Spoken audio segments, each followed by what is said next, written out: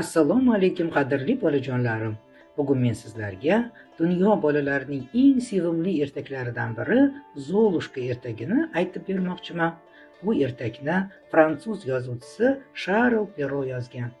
Bolajonlarim, bu galgi audiomiz davomida Indie brendining asoschisi, ajoyib dizayner Indiraxonning Zolushka uchun chizgan o'zgacha ko'rinishdagi liboslarini e'tiboringizga havola etamiz. Mazza qilib eshiting, ko'ring, kuzating. Boshladik. Bir bor ekan, bir yo'q ekan, qadim zamonlarda juda hurmatli, oliyjanob bir kishi bo'lgan ekan. Uning xotini olamdan o'tgandan so'ng ikkinchi bor beva ayolga uylanibdi. U o'zicha yaxshi, xushmuomala, farishtali ayolga uylandim deb o'ylabdi. Ammo afsus, ayol nihoyatda kekkaygan va janjalkash ekan. Uning ikkita qizi ham bor ekan. Qizlari ham xuddi onasiga o'xshab dimoqdor va ishyoqmas ekan. Oliyjanob kishining ham nihoyatda mehribon, shirin so'z, yoqimtoy qizi bor ekan. Qiz xuddi rahmatli onasiga o'xshar ekan. Uning onasi esa juda go'zal ayol bo'lgan ekan. Yangi beka xonadonga kelishi bilan o'gay qizini yoqtirmabdi. Qiz shu qadar yoqimtoy va nurli ekanki, uning yonida o'zining qizlari xunuk ko'rina boshlabdi. Bundan o'gay onaning g'azabi qo'zibdi va qizni uydagi eng og'ir va iflos ishlarni bajarishga majburlay boshlabdi.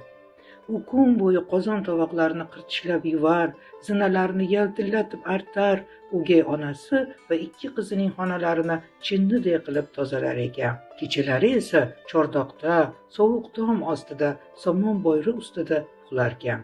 Ikkala opa-singil esa chiroyli xonalarda, yumshoq par to'shaklarda uxlar ekanlar. Bechora qiz hamma haqoratlarga jimgina chidar, hatto otasiga shikoyat qilishga ham qo'rqarkan. Chunki oliyjanob otasi o'gay onasining chizgan chizig'idan chiqolmaydigan, hamma narsaga uning ko'zi bilan qarab baho beradigan bo'lib qolgan ekan. Hoynahoy qizining shikoyatini eshitsa, o'zing noshukur va noshudsan deb koyib bergan bo'larmidi? Qiz kechqurun hamma ishlarini tugatgach, kamin o'choq yonidagi burchakka suqilib kirib olar va kul solinadigan quti ustida muk tushib o'tirar ekan. Qizning kiyimlari doim kul yuqi bo'lib kirlanib yurgani uchun uni avval opalari, keyinchalik atrofdagilar esa Zolushka, ya'ni kul oy deb atay boshlabdilar.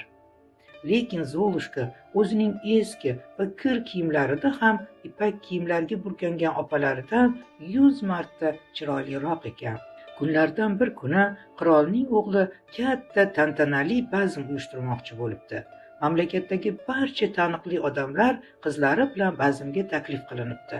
Taklif qilinganlarning orasida Zolushkaning o'gay opalari ham bor ekan.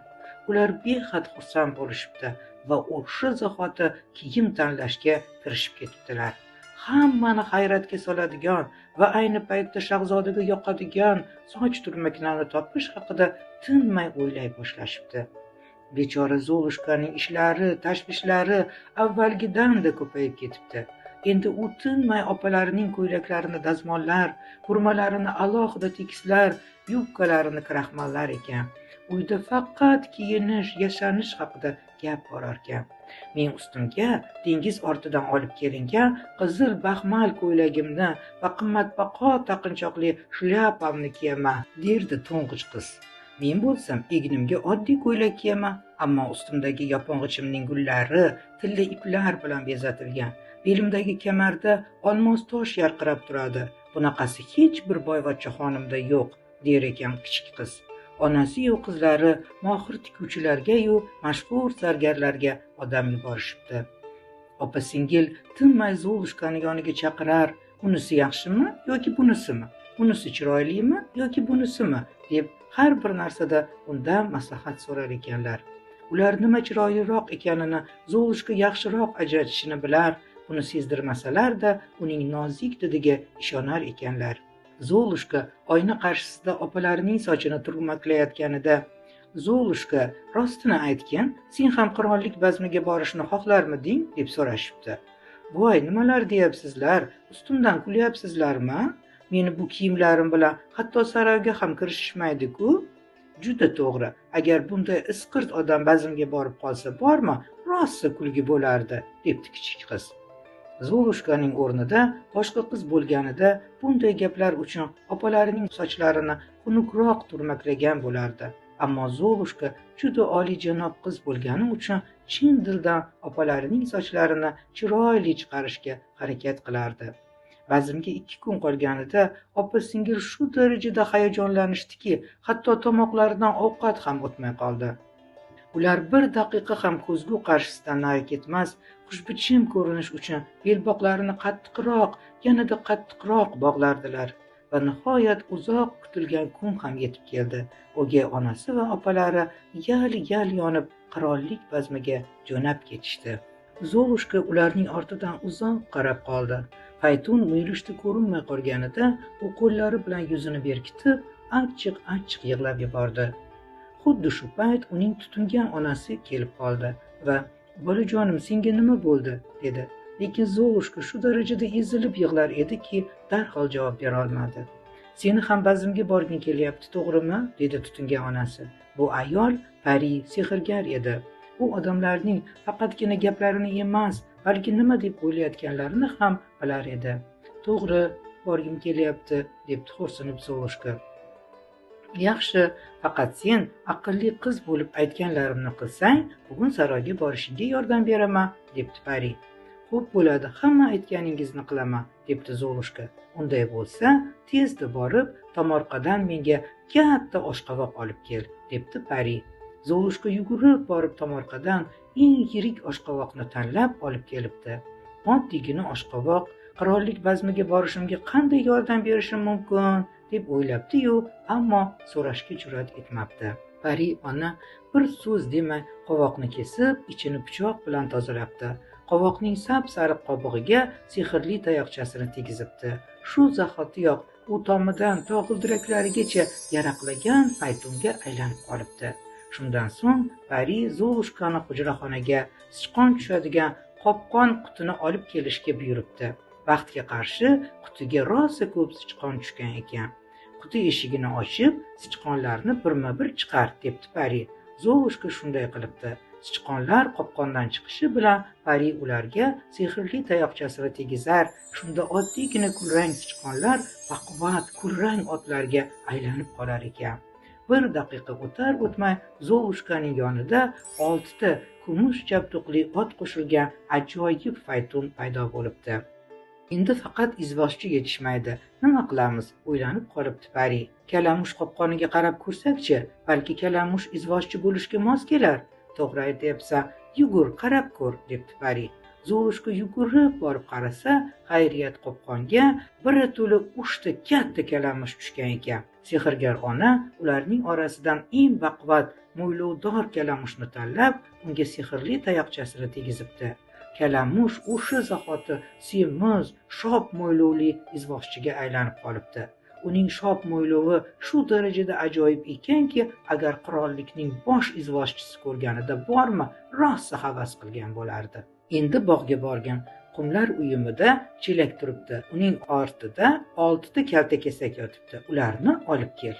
Zolushka 6 ta kaltakesakni peshbandidan tushirishga ham ulgurmay, sehrgar pari ularni 6 ta adil qomatli, ko'k mundirli xizmatkor yigitlarga aylantirib qo'yibdi. 6 ta xizmatkor yigit shunday chaqqonlik bilan faytunga chiqishibdiki, go'yo bir umr xizmatkor bo'lishgan u hech qachon kaltakesak bo'lmaganday. "Mana bo'ldi", debdi pari. "Endi sening o'z faytuning bor. Vaqtni boy bermay saroyga borishing mumkin. Xursandmisan?" "Juda xursandman. Faqat bu eski kir ko'ylakda qirollik bazmiga borish mumkinmi?" Pari indamabdi. Faqat sehrli tayoqchasini Zolushkaning ko'ylagiga yengilgina tegizib qo'yibdi. Shu zahoti uning eski ko'ylagi kumush va oltin ipak iplardan tikilgan qimmatbaho toshlar bilan bezatilgan ajoyib ko'ylakka aylanib qolibdi.